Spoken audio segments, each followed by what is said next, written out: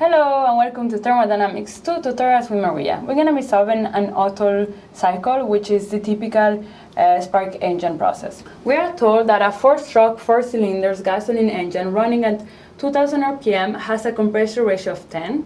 The displacement volume is 2.5 liters, that the air enters the engine at a pressure of 70 kilopascal and a temperature of 280 kelvins. 1800 kilojoule per kilogram of heat is added per cycle through a combustion process. We are asked to find the power produced by the engine. So in an Otto cycle, there's 4 parts. We have the compression of the fluid, then we have the combustion where heat is added, then we have the expansion, and then we have the exhaust. So in our PP diagram, it looks something like this. So we have pressure here and the volume.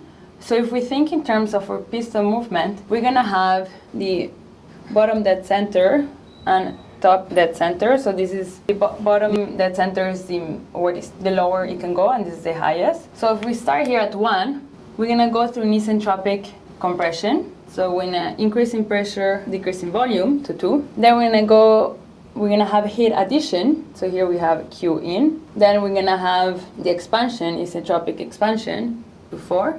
And then our fluid is gonna exhaust the system. So here we're gonna have Q out. So what is given is that N is 2000 RPM. We have a compression ratio of 10, so RC is equal to 10. And we know that the air is entering the engine at a pressure of 70 kilopascal and 280 kelvins.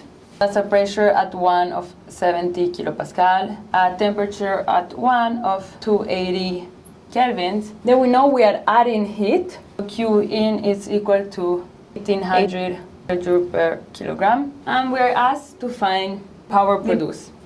So now if we want to find the power produced by the engine, let's start by the thermal efficiency, which you know is going to be the work net over the Q in. And for an engine, the work net is the heat in minus the heat out over the heat in. So we can rewrite this as 1 minus Q out over Q in. And if you're confused by this part, just remember what is a heat engine. So if we have a heat engine, we have temperature high, temperature low, we have the work net, and we can see that it's going to be Q in minus Q out in this way. If you want to rewrite this equation, we can say it's going to be equals to 1 minus Cp.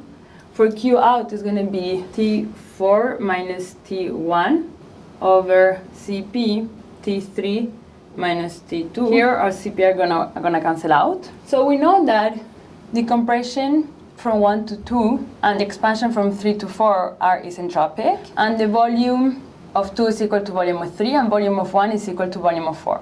So we can play with the isentropic equations. So we say that temperature at 1 over temperature at 2, because we know it's going to be a isentropic compression, that's going to be equals volume at 2 over volume at 1, exponent k minus 1. But we know that volume at 2 is equal to volume at 3, and the volume at 1 is equal to volume at 4. So we can rewrite this as this. And we can also say that it's going to be equal to temperature at 4 over temperature at 3, since it's an isentropic expansion.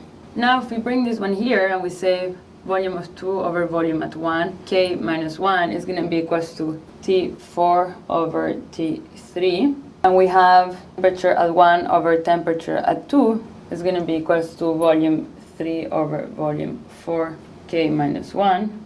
And then we can bring back the T3 up. So T3 volume at 2, k minus 1 is going to be equal to temperature at 4, volume 1, k minus 1.